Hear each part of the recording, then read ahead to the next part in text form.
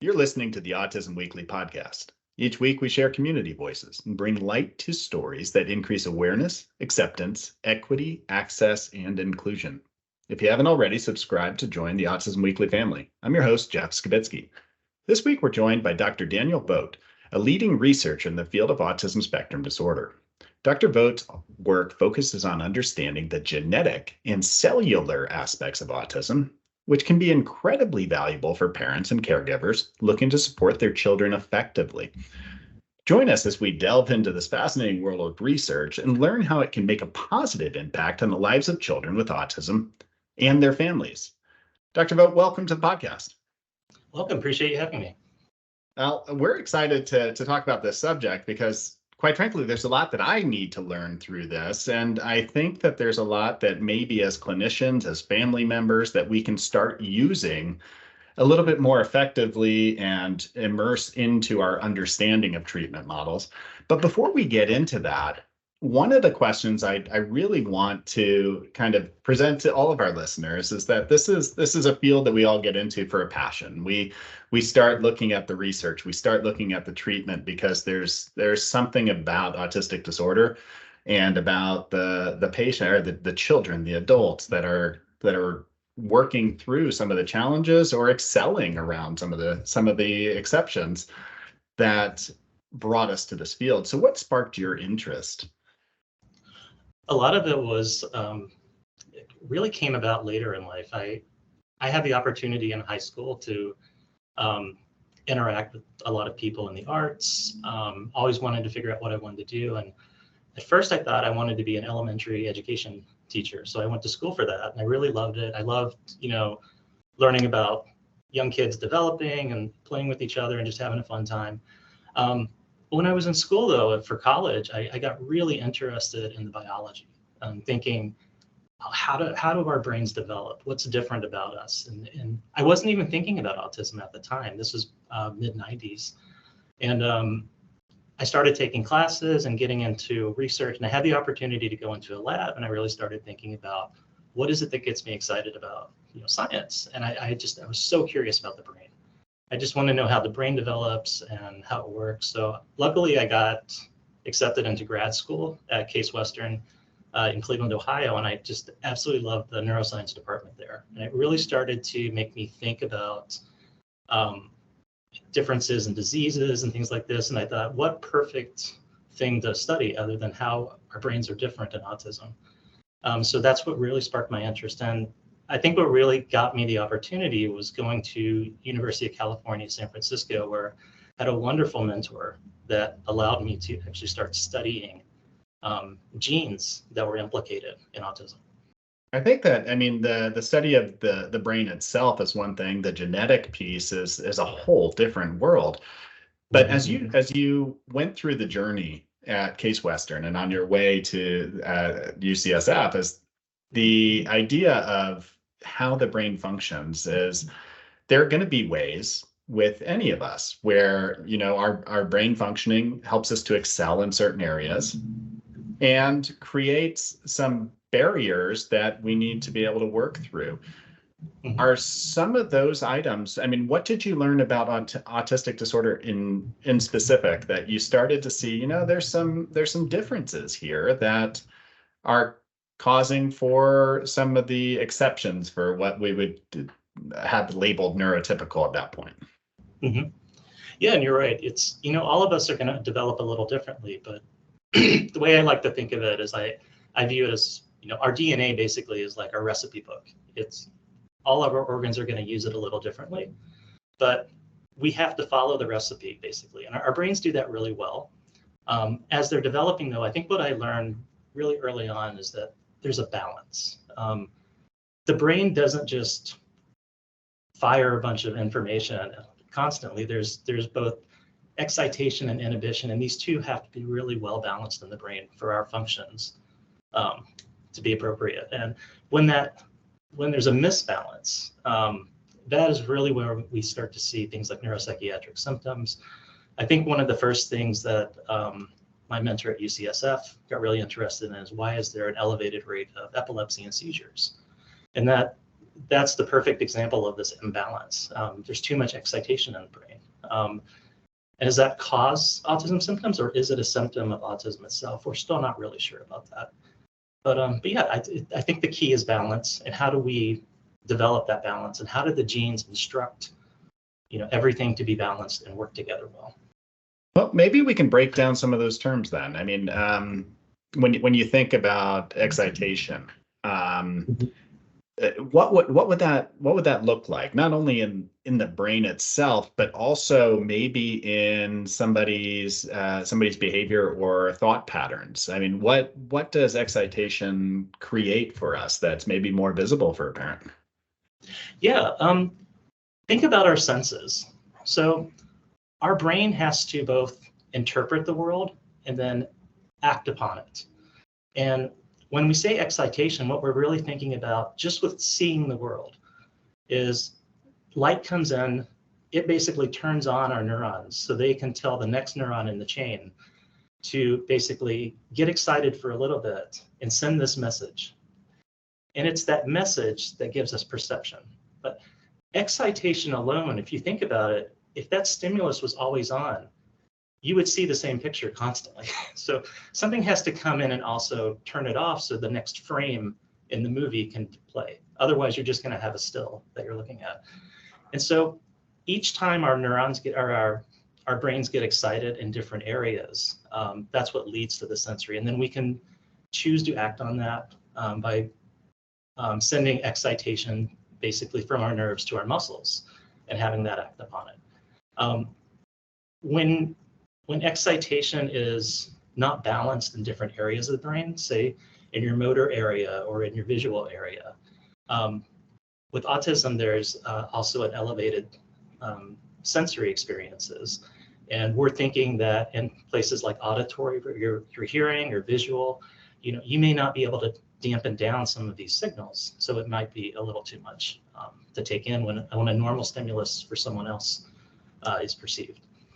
So, I mean, just even what you might see in some of the presentations with autism disorder, where somebody is pulling away from an environment, is that this could potentially be part of their genetic profile, is that, there's a lot of excitation going on, there's a lot of input, there's so much arousal, and that the only way to be able to remove it is to figure out some coping mechanisms to withdraw from what's occurring. And this is the whole idea of how the brain functions is fascinating. But when you're meeting with families, and a lot of times families hear the what to do, what's the next step? What is treatment? What am I going to be doing to work on things? But the why is important. And when you're talking to a family, does some of this click as far as like, hold on, well, now I understand a little bit more about why my child might be covering their ears more frequently, or might be a little bit more tangential in thought. Like, does this help to paint a picture for them? I think the more knowledge, the better. And the families I've interacted with, they really do want to understand and know as much as they can. I find too, like, learning from other families, every little anecdotal thing that you encounter or see, tell your doctors, tell researchers, because we learn a lot from the parents as well. And it helps us put what we're doing into context. But yeah, it's our encounters here have been really good. We have a children's hospital right next to us that diagnoses, a lot of monogenic disorders and other neurodevelopmental issues here. And really just knowing if it's genetic or not, just knowing what the mutation is sometimes is a big deal, because then it gives them a little more ability to try to figure out what is the next step. And our field in general, when you're looking at the whole domain of those that are involved with the treatment for autistic disorder, is that one of the biggest hallmarks is that we should all be strength-based. And I would imagine some of the understanding of the gene's effect on neurology and how the brain functions is that as clinicians, even, you can kind of see, these are potential strengths. These are barriers. What are some of the strengths that could come from some of these genetic differences that might help somebody in parts of their development or parts of their engagement in the world around them? That's a great question, because again, knowledge is power, I think. If you actually, and the good thing that I've noticed since being here is it's getting cheaper and cheaper to do this, since now some insurance companies are also helping out. Genetic testing is becoming a lot more common. But say, for example, you go into the clinic and you're diagnosed with autism, you also have seizures and some other issues. If you come back, so there's some mutations that might come back, and there actually might be FDA-approved drugs for them. That's a big thing that we're getting into now. There's certain signaling pathways. So in all of our cells, there are different proteins that come out of this recipe book, our DNA, and some of them are in families that do the same thing.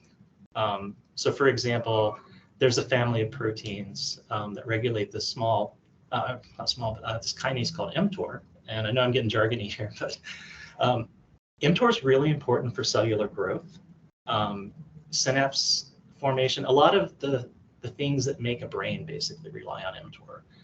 And it's very important during growth, but then it has to be shut off in adulthood. Because you don't want to overgrow once you've made it to the what you should be as an adult.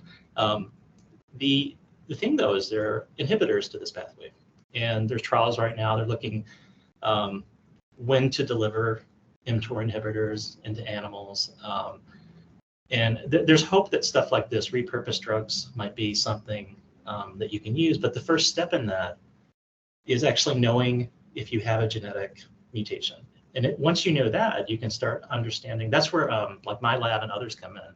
We try to figure out what these genes do, and if there's anything that can regulate them. And if there is, as that knowledge builds, we'll hopefully get better and better at this and find therapeutics. The direct relation to the child's life, from what I'm hearing right now, is that it is information, it is guidance, it is giving you potentially a profile of these are the possibilities. So yes, if you're seeing this genetic profile of a specific and maybe we'll get into some of the profiles that make more sense, but you see a specific profile, it might be one that you're saying, hey, you know what, you might be at risk for seizures, you might be at risk for other medical conditions that maybe we should be aware of. Maybe we should start some form of treatment that gives us an option to be able to reduce that risk over time. Are those the conversations? Are those what your research right now is kind of delving into and moving in that direction? Is what's next? That's a lot of what we're doing right now. So we study. My lab actually studies a lot of the genes that are involved in this mTOR pathway. We're trying to figure out the extent to which they act inside cells, so that we can first understand what could manifest and what brain regions are really critical. And then can they be treated with this rapamycin or its analogs that have come out. But what we're also doing is we're trying to understand the genes that don't have a lot known about them. For example, there's a gene called WAC. It is I would call it the most generic Lego piece of all the proteins, because it has two parts to it that can interact with other proteins, but otherwise we don't really know what it does. And I just met with the families not too long ago in St. Louis for their second clinic, and a lot of the questions they ask are, what do we know? What does it do? What is next? What should we expect? And we're all trying to work together. And I learned just as much from them. I hope that they learned from me. And it was a really good experience. But yeah, a lot of the unknowns were there. But one of the things we did was try to show them where we were at in the research. And we recently did a technique called single cell RNA-seq. Basically, this is where we go into the brain and we can tell what cell types are there and then what recipes they're making. And we basically came up with a list of like 50 or 60 recipes, that were not being made the right way, to put it in my favorite chef's analogy here. But because of that, we now have targets that we know are altered in the WAC mutants that we made. And because of that, we now know that some of these are druggable and have FDA targets. So what we're doing right now, I have a student in my lab who's actually trying to take those targets, first validate where in the brain they are changed. Because right now we have a list of cell types, but we don't know exactly where the cell types are situated in the brain. And then if we can find these areas, can we treat them with FDA-approved drugs that will get into the brain to see if we can rescue any of our the phenotypes we have in our animal model. I think that, I mean, as you're describing a lot of that, it's and because I have a lot of conversations with folks that are wonderful self-advocates or advocate for their children. I think, and this is where I'd love for you to correct me if I'm wrong, is that the delineation that I see is that the work being done on genes and even some of the gene therapies is not one that is, I want to change who this person is. I want to change how they perceive the world or how they interact with the world. But it's more on what could be causing major disruption or medical sort of components that, we can start to therapeutically look at, or that you engage with the caretaker or the recipient of the treatment to say, what are the things that we can help to support with through this process? Is that where gene therapy is going? Because we could go in a different tangent, because I think that as a society, sometimes we kind of start thinking, well, the worst case scenario is that I'm trying to reconstruct a whole person and what they're doing. I don't think that's what you're describing. No. But am I on the right path with? You're totally right. Yeah, our main concern are actually getting at the things that disrupt their lives. So the big one is epilepsy and seizures. That's one we really want to find targets for. Other ones are just any type of behavior that could hurt someone or aggression. So those are kind of the things that we're really looking out for in these. That's what we're hoping the gene therapies are really there for. I think we're probably not here yet, but like focal delivery of genes is probably possible, but delivery's always been an issue to do this. But yeah, again, it goes back to, can we figure out where in the brain and when in the brain some of these behaviors that could hurt a person are arising, and then try to treat that.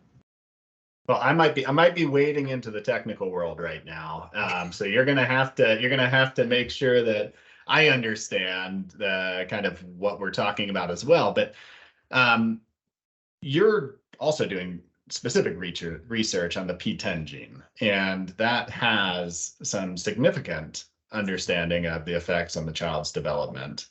Mm-hmm. Can you give a little bit of background on that? Because when you're talking about, brain development, you're talking about which parts of the brain are most important. I would imagine that this research is guiding a lot of that as well. Yeah, so my lab and a lot of others have looked at P10 for a very long time. P10, if you can imagine an assembly line that builds a product, P10 is at the very first step almost. What P10 does is it's like the stop to the pathway. And this pathway that I'm talking about is one that builds things in the cell so it can grow, it can migrate, it can form synapses. But the real key here is growth. So, and this is the mTOR pathway again. So P10 stops mTOR pathway from being active. But when the pathway is active, your cells are dividing, they're getting bigger. When they send out their processes, their axons and dendrites, they get bigger in the cell. So almost everyone I know that has worked on P10, if you get rid of P10 or you mutate it, it allows the pathway to be overactive, and therefore your cells grow really big. And one of the consequences of this is a lot of individuals diagnosed with a P10 mutation have a larger head size or megacephaly. And a lot of it is just this overgrowth. This is something that we see in a lot of the other genes in the pathway as well. So you just get this overgrowth in certain areas of the brain. The overgrowth that we think is happening in P10 has to do with the excitatory neurons. We think that might be part of what is causing the large heads. We've looked at it with inhibitory cells. That's something my lab studies a lot of, and we don't see that. But they're really good at kind of getting into where the other cells are and kind of hanging out with them, but not really forming the big structures of the brain. And I think that, I mean, when you're talking about excitation and you're talking about cell growth and everything that goes with that, is that parents are going to walk away trying to figure out all of this information and how it applies to their everyday life. You've given some good examples on, epilepsy. You've kind of clarified that, what you might see is hyperarousal or hypoarousal, depending on kind of what sort of stimuli are affecting. And what we thought a lot of this was behaviorally oriented. You're seeing more of a genetic impact. Are there environmental conditions that activate any of these genes? Because I would imagine some of these genes exist in people not diagnosed with autistic disorder as well and aren't contributing in the same way that you're describing, or at least to the same level. Yeah, that is a great question. Environment does play a major role. I think we're still learning a lot about it. I have a colleague here that actually that's his main avenue of study, is understanding how environmental things like pollution, for example, actually converge in people's bodies on some of these genes. And actually his research has, I think, shown that there are some really high confidence autism genes that are influenced by environmental factors. So it comes down to, I think, there can be a lot of causes that come to autism, but there has to be somewhere in the body where they converge. And I think the genes are probably one of the major parts.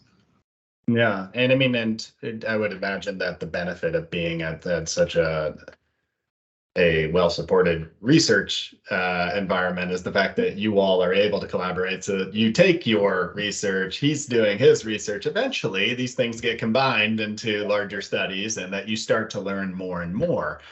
But even right now, is that there's those practical insights that lead to real life changes or real life examples or potential changes that we can start exploring. When you've met with families, because you're doing the research, but you're also doing the follow-up and kind of getting their feedback, I'm sure, is what sort of real life examples does the understanding of one's child, I mean, what does that lead to for the family? What's their feedback?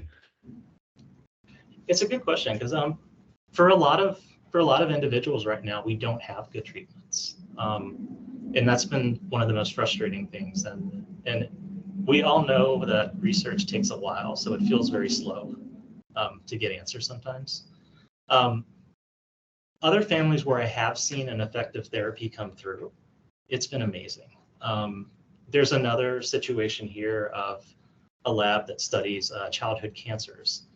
And because of that, they've worked out and they've been a part of a team that has figured out, again, the pathway that's necessary here. And they have, again, a drug that crosses into the brain that inhibits the pathway. Well, they found out that this particular patient had a mutation in one of the key genes that drives the pathway. And they were actually able to effectively recruit the patient. And after they knew the mutation, the clinician and the basic researcher here worked together to actually provide this treatment. I think they just enrolled another one or two, and it was very effective. So those are the ones that I really love thinking about, because it is possible. But it really takes all these teams coming together. You have to know the basic science. Sometimes you have to know that a therapy is going to work with that science, and then you have to identify a mutation or something else in a patient. Like if it is environmental, is there a panel we can work up that will tell us what's going on and have an effective therapy? But I have hope, because it's one of these things where I've seen it work.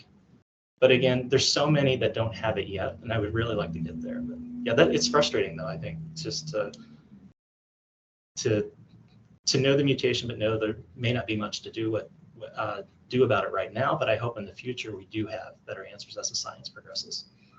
Yeah, I mean, that's where all these studies start from. It's gathering all the information and understanding it all. And I think that we've done a much better job at being able to recruit more and more people to help with the understanding of everything that's occurring genetically, or even in other realms of treatment.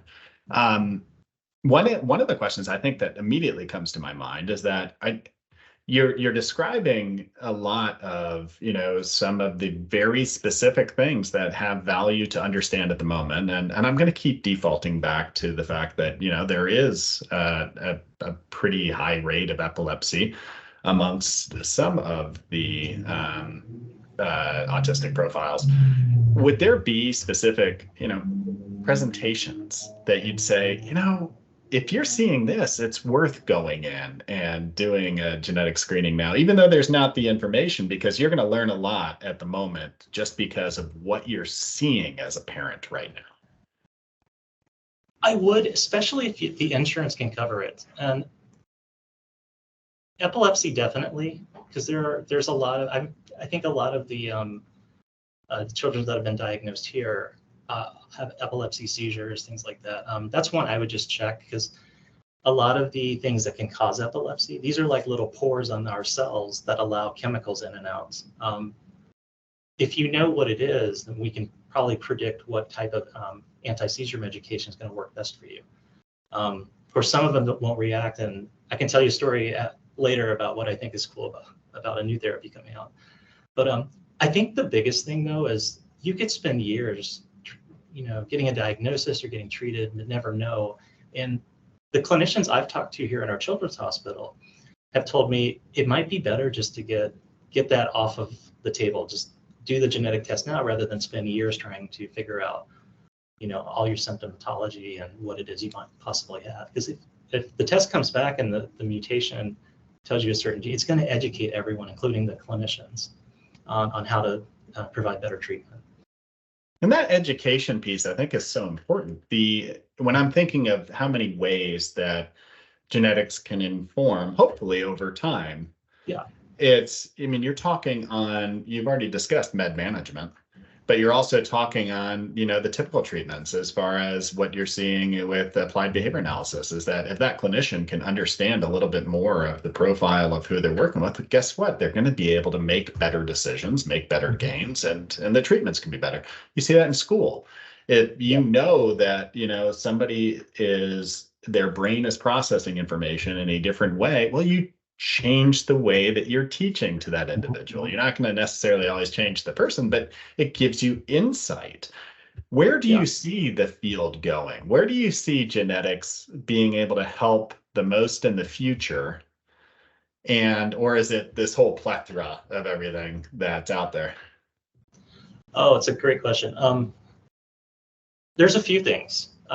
Something we're still struggling with is there is just a growing number of difficult to diagnose mutations. So if you think about it again as a recipe, each one of these genes, if someone tears off half the page, that the recipe is not going to be made. And that's easy to predict. But if someone changes a single letter, we don't know what's that going to do. Like, is a cookie still going to taste like a cookie, or have you changed a chocolate chip to a raisin cookie? And that's what we really need to figure out. We've designed, and other people have designed, ways to start screening these mutations so they have an identity to them. But when a clinician looks them up, they're called VUs, variants of uncertain significance. I probably got that name wrong, but that's basically what it is. It means we don't know. So that's a frustrating thing. And most of the mutations that I've seen in several of the autism genes I've looked at, or autism risk genes, are these VUs. So we really want to give an impact to the mutation, because it can do one of three things. Either the mutation does nothing. We found that a lot of them actually cause the protein to lose some type of function. So it's almost like you've lost. It's almost like you've lost the gene function anyway. But you can also have some that give it a new function, and that's what we want to screen out to understand that, because you're going to treat a person differently if you think they've lost an important protein or if they've gained too much of a function of that protein. And that's really something that we still need to figure out. The other big one is if we want to replace genes in certain areas of the brain to try to treat things like epilepsy, we need good delivery methods. Viruses can work, but the body might build up antibodies and reject that if you try a second round of delivery. So we're looking for better methods. I think we just had a great interesting revolution with the COVID vaccines using mRNA. But every year we get better and better at trying to figure out how to deliver genetic material. And it's holding promise. There's things like blood disorders and even eyes are being targeted right now because they're a little more easy to access than the brain. But I think as they work out the quirks in these other systems, it's going to get better and better with delivery products. There's so much that we can learn and so much more information that's just going to strengthen the science. Mm-hmm. I have something that I kind of want to move us down a little bit before we wrap up, but yeah. When I'm thinking about, and I'm going to verge away from the diagnosis of autistic disorder, and I'm going to talk about anxiety, depression, OCD, ADHD. A lot of these are treated with psychopharmaceuticals. Yes. And I would imagine is that there is a genetic component to how these drugs are going to work in effect in the body that we need to understand. Is there study? Is there research? Are you working on anything that is looking at, when we're talking about treatment of some of these comorbid conditions that often align with autistic disorder, that we can understand med management that much better to say, this would be the right anxiety medication because we understand this genetic profile? That is a great question. Actually, that's one of the things my colleague, Dan Campbell here does. I know that there is an active study that he's working on currently looking at how kids respond to risperidone. And one of the ideas is that if you have enough samples, you might be able to understand if there's certain genetic profiles or certain backgrounds that might respond better than others. So it is a thing. It is being studied. It probably is going to show that some genes that we have are either going to make it better or worse. And it's one of those. I think we need a lot of samples to really get a good answer. But yes. I mean, I guess I'm always hopeful is that we're going to get to a world where we can be even more efficient with our care models. And a lot of things with treatment and therapy is, I need to try something and I need to learn from that, even in the course of treatment. But the more research we can get prior to, the more accurate we're going to be on our first recommendation, our first prescription, our first chance at being able to help support somebody. Where can people get involved? I mean, you're doing some research, and I would imagine outside of the areas that you have specific clinics that are gathering that, is that not many people are able to access or to be involved with this on a regular basis. Where can people go to look to say, hey, you know what, I want to be a part of the information gathering, or I want to potentially involve myself in some of these treatments that are out there? Oh, that's a great question. And it's true. We go to work and we do our science and we don't get out much, but we do want to communicate that we're here. You can email us. A lot of us have web pages where you can find us. You can ask us questions. If I don't get all the list out today, email a local scientist. You can go to your research university and search up what we do and find us. On the broader scale, if you wanted to get involved in studies or get more information, I'm part of the Autism Research Institute based in San Diego. That's a great group of people that fund research, but also provide a lot of stories and information. The Simons Foundation based in New York does a lot of the genetic studies that led to a lot of what we know right now. They really funded a lot of that. They do recruit people for trials, and they've had a lot of ongoing. They have if you search up Simons Foundation, you can look at a lot of their autism research as well. And there's several other foundations as well. Autism Speaks was a good one, and then there's a few. I can't think of all of them off the top of my head right now, but yes, there are definitely foundations out there with a lot of family involvement too. And so their meetings are great. You can again contact them, get information, and they do recruit and have great websites. And with the rate of autistic disorder and the diagnostics rates continuously becoming more prevalent, I think even if it doesn't affect us today, there's a chance down our lineage that, somebody in our great-grandchild or our great-great-grandchild, or, it's going to hit home at some point for a lot of families. And one of the ways you can contribute now is simply being a part of any of the research opportunities to bring more knowledge to the field.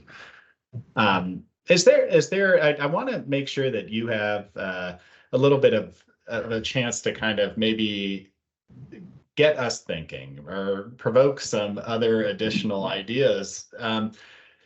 What would you be telling us as a field, as clinicians, as parents, that, this is the value, this is where we need to be going. These are some future ideas that maybe we should start exploring. Do you have, kind of last thoughts on some of that? I do. Well, first understand that we're all in this together. I absolutely love meetings where I get to meet families and hear, their take on things and just be able to communicate. Reach out to us too. If you come across a paper and it's too jargony or it's hard to understand, reach out to us. We'll talk with you and explain it to you. Just give us time to respond to the email because we get a lot of those, but we'd be happy to. In terms of going forward, I think in the last decade or so, there's been an amazing number of genes studied. We have more information now than we ever have before, and I think that's only going to grow. The thing I'm really looking forward to are starting to see more translational, like clinical routes and things that could actually treat people. And a lot of this is because of like drug repurposing, and it's very specific sometimes to the disorder, the syndrome that might be involved with autism.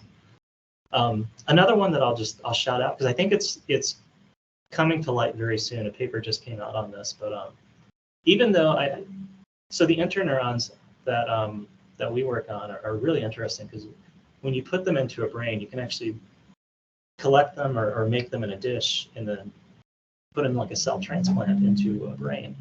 At least in rodents, these seem to be very effective at integrating into our brain circuits and quelling down any overexcitation. So if overexcitation is something someone has in addition to autism or even other disorders like epilepsy, these cells might be really good for this. So two groups that I know have done it.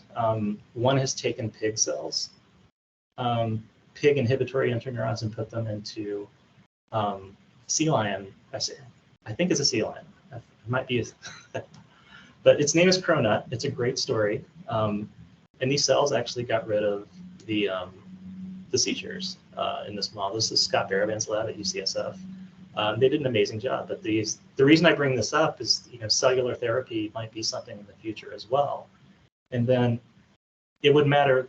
That would be more of a treatment rather than a genetic therapy. You wouldn't have to go out and find a drug for a gene. And there might be 100-something genes out there. This one, if 30 of the genes lead to epilepsy, maybe cell transplants would be something in the future. But it's still early days. There's a company now too that's trying it in clinical trials, just trying to see if they're safe. We still have a lot to learn about the cells and how to make them. But if it works, it's great because that's a way of like permanently fixing the circuit and making it calm down and not be too excitable. So I'll leave it at that because I think it's really cool. No, and it is. Oftentimes is that this is so far out of my realm of my direct understanding that just even hearing about these advancements is exciting to know about, but it's can be scary at times just knowing, okay, so what does this mean? Where do we go next? But it sounds like the way that it's going through the research world, it's well thought out. People are thinking about, what is it that what's the intent? What are the possible kind of next steps? What is it that could go that we need to make sure that we're accounting for so that nothing goes wrong with any of this? And those are the safeguards that I love about the research system, is that it puts those in place so that we can really understand before moving too quickly. I love all the work that you all are doing. And I think that as clinicians, the more that we can understand it, the better we're going to get at being able to utilize our treatments better. So I appreciate you coming on today, Dr. Vogt, and giving us the opportunity to learn from your research and your knowledge set. And hopefully I can start grabbing some of these papers, and you might get some emails from me asking me for, hey, can you bring down the jargon? So, but I appreciate it. Really appreciate you having me on. Thanks so much.